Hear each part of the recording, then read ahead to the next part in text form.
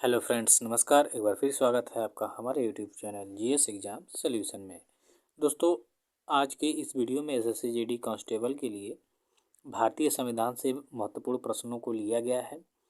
इसके साथ ही आप अन्य गवर्नमेंट एग्ज़ाम की तैयारी कर रहे हों, जैसे कि UPSC, SSC, UPPCS, UPP, TGT, PGT, RO, BPSC, MPPC, CTET, UPTET या अन्य किसी भी सरकारी परीक्षाओं की तैयारी कर रहे हों, तो यह वीडियो और इसमें जो दिए गए क्वेश्चन हैं, प्रश्न हैं, वह आपके परीक्षा में बहुत ही महत्वपूर्ण भूमिका निभाएंगे। तो दोस्तों, चैनल को सब्सक्राइब कर दीजिएगा और चलते हैं अपने क्वेश्चनों की तरफ, जिसको सॉल्व करना है और आपके परीक्षा के संबंध में बहुत ही महत्वपूर्ण होने वाले हैं। तो दोस्तों, पहले क्वेश्चन की तरफ जाएंगे। तो पहला प्रश्न है आपके स्क्रीन पे कि संसद का अस्थायी सदन कौन सा है। आपके सामने चार विकल्प दिए हुए हैं।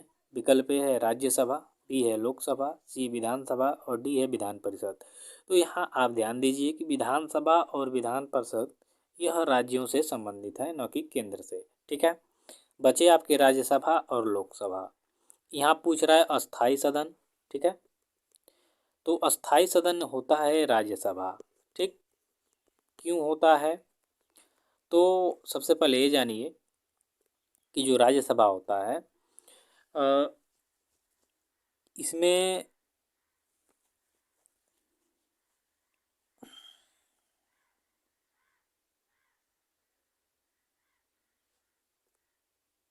हेलो दोस्तों, क्लियर आवाज़ आ रही है? तो जो राज्यसभा होता है, इसमें एक तिहाई लोग जो होते हैं वह 2 साल पे अवकाश ग्रहण कर लेते हैं। तो इस तरह से इसका सदन जो है चलता रहता है, चुनाव होता रहता है और चलता रहता है। ठीक है, लेकिन लोकसभा में जो है जनता द्वारा प्रत्यक्ष रूप से जो लोग चुने जाते हैं सीधे लोकसभा में जाते हैं, इसलिए इसका कार्यकाल जो होता है 5 वर्ष का होता है और ये अस्थायी सदन होता है, कभी भी भंग हो सकता है। लेकिन राज्यसभा जो होता है इसका कार्यकाल 6 वर्ष का होता है और यह एक अस्थायी सदन होता है। ठीक है, तो विकल्प आपका ए क्या हो जाएगा? राइट हो जाएगा। चलिए दूसरे नंबर के प्रश्न को देखिए। दूसरा नंबर है कि भारतीय संविधान में कुल कितने मौलिक अधिकार उल्लेखित हैं। यहाँ विकल्प दिया हुआ है, ए है 10, बी है 6, सी है 8 और डी है 4। तो दोस्तों, भारतीय संविधान में कुल मौलिक अधिकारों की जो संख्या है या उल्लेखित है वह 6 है। ठीक है, तो आपका राइट आंसर आपका बी हो जाएगा 6। मौलिक अधिकार जो है वो 6 है। ठीक है, चलिए नेक्स्ट क्वेश्चन देखिए, प्रश्न संख्या 3। इस संविधान सभा का प्रथम अस्थायी अध्यक्ष कौन थे। यहाँ देखिए, संविधान सभा यानी जब संविधान का गठन हो रहा था उस समय की बात यहाँ हो रही है।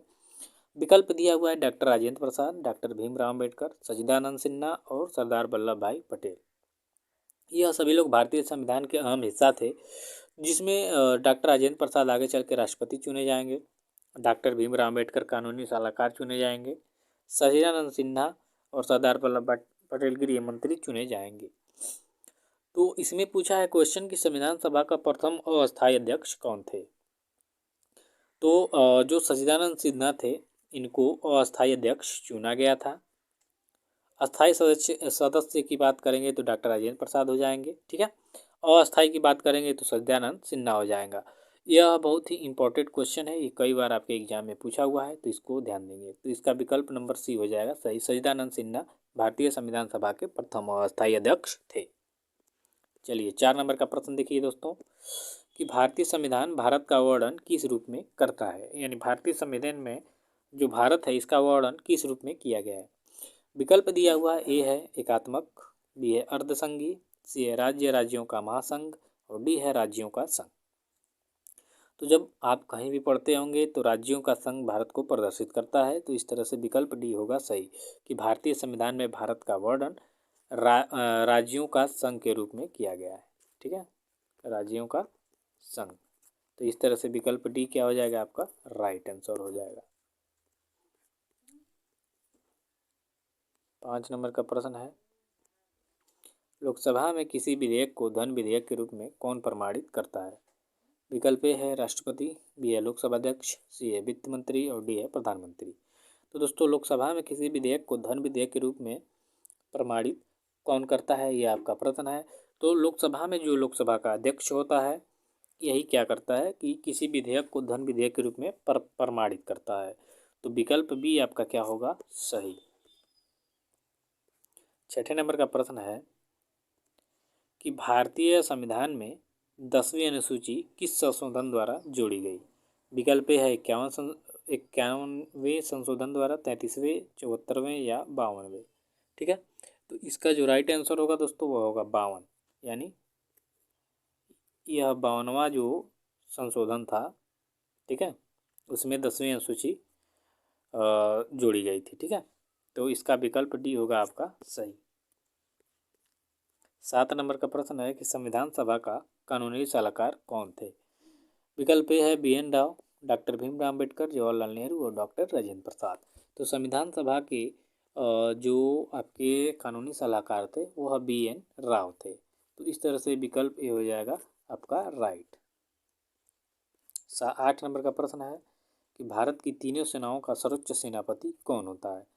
आपके सामने विकल्प ए है प्रधानमंत्री, बी है सेनाध्यक्ष, सी है राष्ट्रपति और डी है CDS। ठीक है, तो भारत की तीनों सेनाओं का जो सर्वोच्च सेनापति होता है, वेरी इंपॉर्टेंट क्वेश्चन है, वह भारत का राष्ट्रपति होता है। भारत के राष्ट्रपति को भारत की तीनों सेनाओं थल जल वायु का सेनाध्यक्ष माना गया है, यानी समझ लीजिए सेनाध्यक्ष होते हैं। ठीक है, तो भारत की तीनों सेनाओं का सर्वोच्च सेनापति राष्ट्रपति होता है। तो विकल्प सी क्या हो जाएगा आपका, सही। 9वें नंबर का प्रश्न है कि उपराष्ट्रपति के कार्यकाल की अवधि कितने वर्ष की होती है। विकल्प ए है 4 वर्ष, बी है 5 वर्ष, सी है 6 वर्ष और डी है 3 वर्ष। तो जो उपराष्ट्रपति होता है दोस्तों उसका कार्यकाल होता है आपका 5 वर्ष। तो इस तरह से विकल्प बी आपका क्या हो जाएगा, राइट। चलिए 10 नंबर का प्रश्न देखिए, चुनाव आयोग किस अनुच्छेद के अंतर्गत स्थापित किया गया है। विकल्प ए अनुच्छेद 355, अनुच्छेद 256, अनुच्छेद 320, अनुच्छेद 324। दोस्तों जो आपका चुनाव आयोग होता है वह अनुच्छेद 324 के अंतर्गत स्थापित है। तो इस तरह से विकल्प डी आपका क्या हो जाएगा, राइट। 11 नंबर का प्रश्न है कि भारत का संविधान कब लागू हुआ। विकल्प ए है 26 जनवरी 1950, 15 अगस्त 1949, 15 अगस्त 1950 या 26 जनवरी 1949। तो दोस्तों जानते ही हैं कि भारत का जो संविधान है वह 26 जनवरी 1950 को लागू किया गया था और उसी दिन से भारत में गणतंत्र दिवस की स्थापना हुई, यानी गणतंत्र दिवस तभी से मनाया जाता है भारत में। तो आप याद रखिएगा कि भारत का संविधान 26 जनवरी 1950 को लागू हुआ और भारत की आज़ादी 1947 में हो गई। पूर्ण रूप से 1950 में आज़ादी हुआ, 1947 में आज़ादी हुई थी। ठीक है, चलिए 12 नंबर का प्रश्न है कि परिसीमन आयोग का अध्यक्ष कौन होता है। विकल्प ए है राष्ट्रपति, बी है गृह मंत्री, सी है मुख्य चुनाव आयुक्त और डी है प्रधानमंत्री। तो दोस्तों परिसीमन आयोग जो है इसका अध्यक्ष मुख्य चुनाव आयुक्त होता है। तो विकल्प सी हो जाएगा सही। 13वें नंबर का प्रश्न है कि योजना आयोग का अध्यक्ष कौन होता है। विकल्प ए है राष्ट्रपति, बी है प्रधानमंत्री, सी वित्त मंत्री और डी है उपराष्ट्रपति। तो दोस्तों योजना आयोग का जो अध्यक्ष होता है वो होता है आपका प्रधानमंत्री। ठीक है, तो विकल्प आपका बी क्या हो जाएगा, राइट। विकल्प बी प्रधानमंत्री हो जाएगा सही। योजना आयोग का अध्यक्ष प्रधानमंत्री होता है। चलिए 14वें नंबर का प्रश्न देखिए, लोकसभा का उम्मीदवार होने के लिए न्यूनतम उम्र क्या होती है। विकल्प ए है 25 वर्ष, बी है 30 वर्ष, सी है 35 और डी है 18 वर्ष। देखिए लोकसभा का उम्मीदवार और विधानसभा का उम्मीदवार होने के लिए 25 वर्ष की आवश्यकता होती है। राज्यसभा सदस्य के लिए 30 वर्ष, राष्ट्रपति उपराष्ट्रपति राज्यपाल के लिए 35 वर्ष और 18 वर्ष भारत में मतदाता होते हैं। ठीक है, मतदाताओं की उम्र जो 18 वर्ष होती है। ठीक है, तो लोकसभा का उम्मीदवार होने के लिए न्यूनतम आयु आपकी 25 वर्ष होनी चाहिए। ठीक है, तो विकल्प ए क्या हो जाएगा आपका सही। 15 नंबर का प्रश्न है कि भारत का संविधान सभा का गठन किस योजना के आधार पर हुआ। विकल्प ए है क्रिप्स योजना, बी है माउंटबेटन योजना, सी वेवल योजना और डी है कैबिनेट मिशन योजना। तो भारत की संविधान सभा का गठन जो है आपका वह कैबिनेट मिशन योजना के तहत इसके आधार पे हुआ था। तो विकल्प डी क्या हो जाएगा आपका सही हो जाएगा। 16 नंबर का प्रश्न है कि भारतीय संविधान सभा के अस्थायी अध्यक्ष कौन थे। अभी देखिए ऊपर के क्वेश्चन में आपने पढ़ा कि अस्थायी अध्यक्ष कौन थे। यहाँ अस्थायी अध्यक्ष की बात हो रही है, तो मैं बताया था डॉक्टर राजेंद्र प्रसाद हैं। तो विकल्प ए क्या हो जाएगा आपका सही। अस्थायी कौन है, तो डॉक्टर सच्चिदानंद सिन्हा। ये क्या है, अस्थायी, ठीक है, यानी इनको अस्थायी एक ही बार के लिए चुना गया था।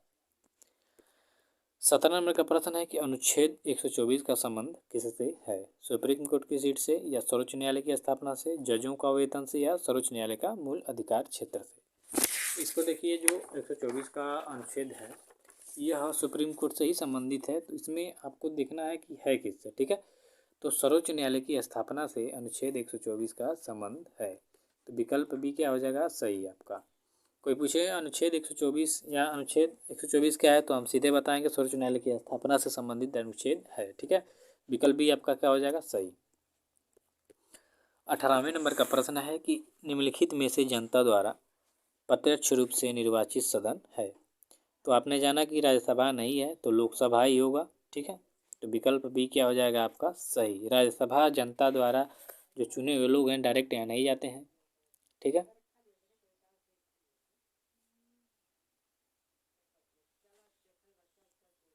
उन्नीस नंबर का प्रश्न है, लोकसभा की अधिकतम सदस्य संख्या कितनी हो सकती है। विकल्प है 530, 540, 545 या 552। देखिए यहाँ पूछ रहा है कि अधिकतम संख्या कितनी हो सकती है, तो 552 हो सकती है। अभी प्रेजेंट में 530 है और 12 हाँ, ठीक है। तो 552 है, लोकसभा की अधिकतम संख्या 552 होती है या हो सकती है। तो विकल्प डी हो जाएगा आपका राइट। 20 नंबर का प्रश्न है कि राष्ट्रपति आंग्ल भारतीय समुदाय के कितने प्रतिनिधियों को लोकसभा में मनोनीत करता है। विकल्प है 4, 6, 2, 12। तो अगर जो यहाँ लोकसभा की बात होगी तो यहाँ पे 2 व्यक्तियों का मनोनीत करता है आंग्ल भारतीयों को राष्ट्रपति, और राज्यसभा में 12 होता है, ठीक है। तो यहाँ पे आपका विकल्प सी हो जाएगा सही, 2। लोकसभा में 2 ही लोगों को मनोनीत कर सकता है। 21 नंबर का प्रश्न है कि भारतीय संविधान के किस अनुच्छेद में प्रेस की स्वतंत्रता दी गई है। तो भारतीय संविधान के अनुच्छेद 19 का जो आई वाला है, इसमें भारतीय प्रेस को स्वतंत्रता दी गई है, स्वतंत्र बोलने की, ठीक है। तो विकल्प डी हो जाएगा आपका क्या सही। 22 नंबर का प्रश्न है दोस्तों,